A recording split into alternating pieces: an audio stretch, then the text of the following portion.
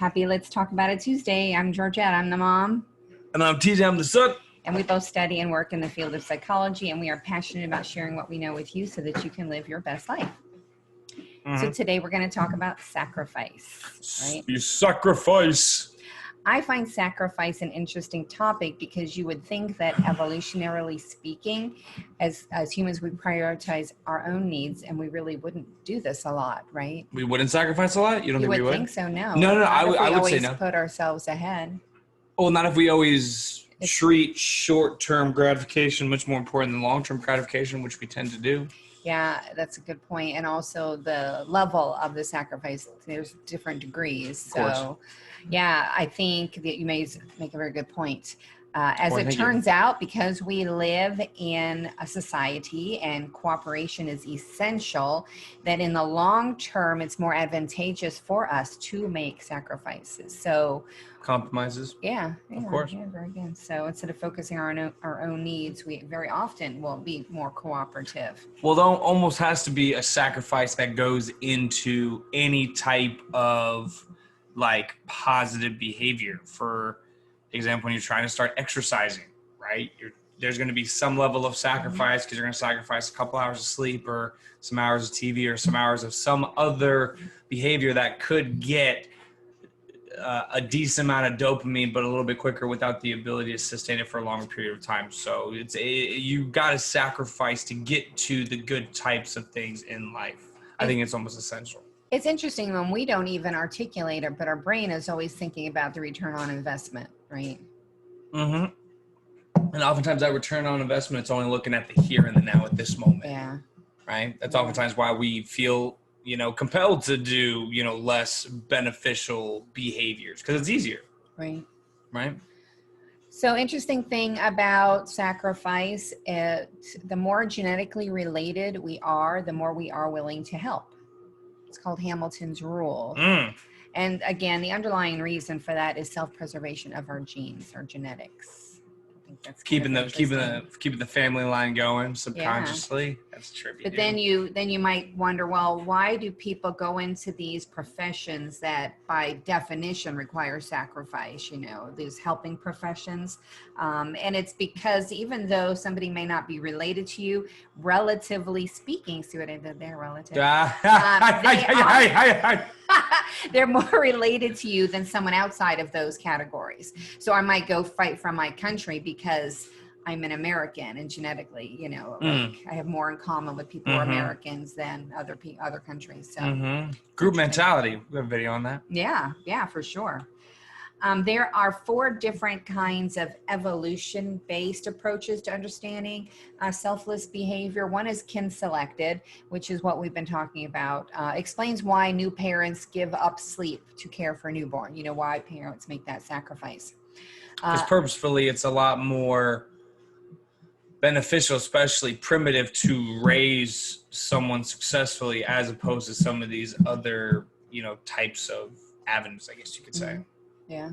Then there's the reciprocal approach to understanding it. And that is where there's this implicit understanding that you'll get help back in return. Like I might go pick you up from the airport knowing that, I can ask you if I need a ride, that kind of reciprocal relationship. Yeah, no, but I know what you mean. We don't have one, but I know what you mean. Right. Multi-level is another way to look at it. That is when maybe you're playing soccer and, when you're playing any kind of sport, you want to be the star, you want to score and all that, you want to get the points, but you might not be in a position to, so you pass the ball to a teammate, you make that sacrifice. Maybe I won't score, but my teammate will. And as a result, we'll all benefit, right? So that's the multi-level approach. And then and then the attraction. There's this understanding of that when we help others, we actually become more attractive. Kinky. So those are some just evolution-based approaches. It's fascinating. There's another idea called costly altruism, is when that's those sacrifices you make that have come at great costs. We're not Makes talking sense. about, somebody else picking the movie for the night. We're talking about like You don't big, think that's freaking costly? Have you not as seen some of the movies some costly. people picked? Continue. I'm just kidding. Not at all. Okay. But there was an idea at one point that the reason we do that is to reduce our own distress. We don't like to see people in distress, and so we'll do something about it.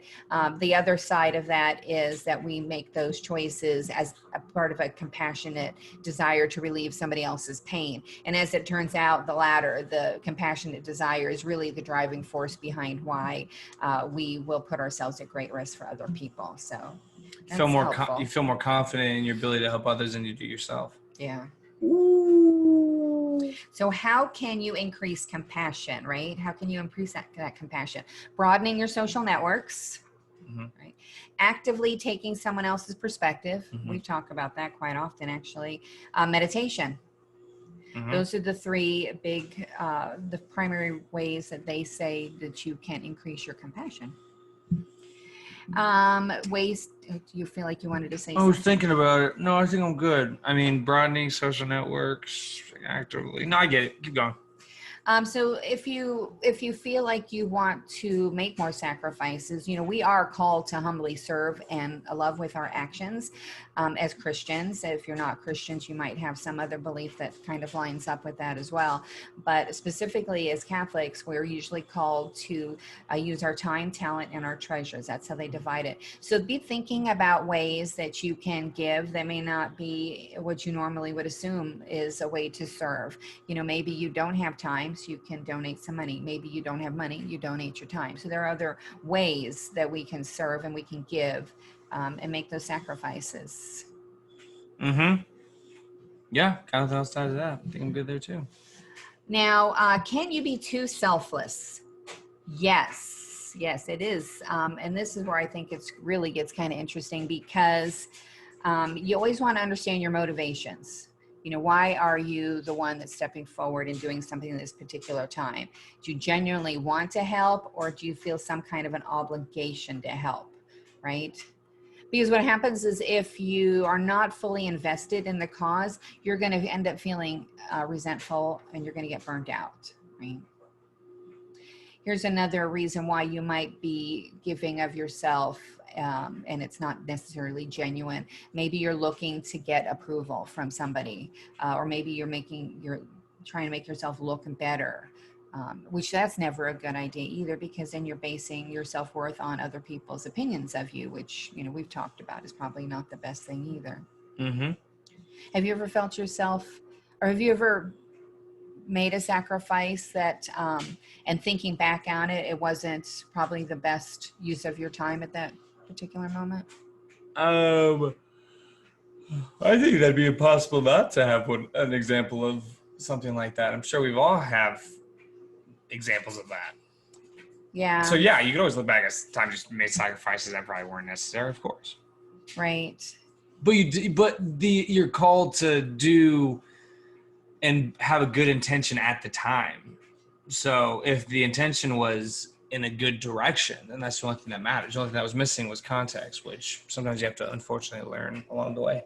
I feel like I've seen this in others. I don't know that I can say that I've not been genuine about my intentions, but I know I've known a few people over my life who have used it as an opportunity to make themselves look a lot better. They get you a shirt for a birthday or something, and every time you wear that shirt for 10, 20 years, they remind you they bought you that shirt, kind of a thing. You know what I mean? It's like that constant reminder, but it goes back to giving humbly, I see guys constantly do that just to try to get a girl's attention. Yeah, for sure. Yeah. Something else you need to be aware of when you're making sacrifices is looking at your life balance, making sure that you are still taking care of you, because if you're not taking care of you, you really can't help anybody else, right?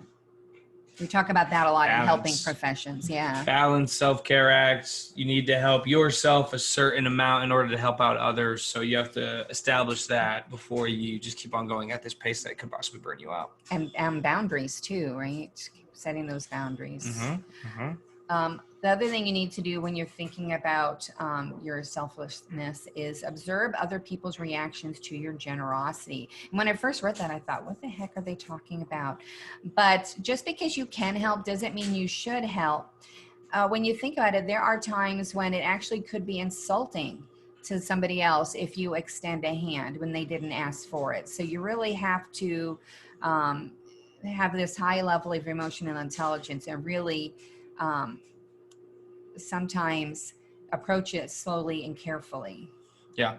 Well, to go back to the question, are you helping or enabling? It goes to the idea if you continue to give somebody like a certain amount of money for like 3 months and they keep on asking, are you really helping because they keep asking, or are you enabling and maybe giving them a big reason as to why they don't necessarily need to get better?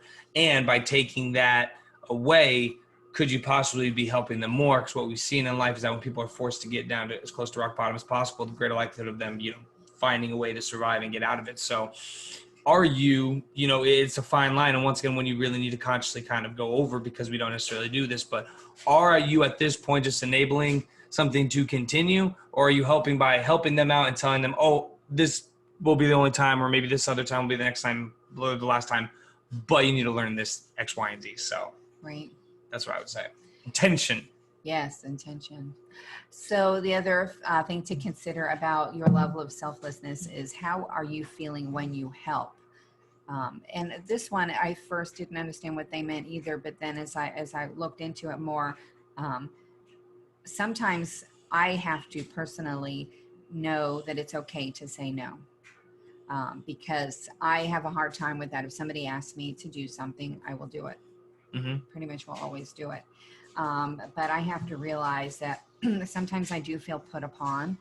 Sometimes I'm just flat out tired. Like I was just recently asked to take on another class for the upcoming semester. And I never have said no to a class. I love to teach, but I have too many classes. I had to recognize that I cannot give what I want to everybody at the same level if I took on another class. So you have to know when it's okay to say no. That goes also back to that current life balance and making sure that you're in a good place. Mm-hmm. Yeah. It's good to identify how you feel when you help, because you think that automatically when you're helping that you are just feeling good. But sometimes that feeling during that time is just stress, Mm-hmm. or it's uncomfortability, or it's something that you wouldn't identify as being something good. And that's where, it's that boundary. Obviously, it's still a good intention, and you can push through it and try to, build a certain threshold and a certain level of resiliency. But ultimately, you're not feeling good while you're doing it. So it's good to check in with those things, because it's something that kind of falls, by the wayside, because, a certain level of sacrifice and pushing is absolutely necessary. But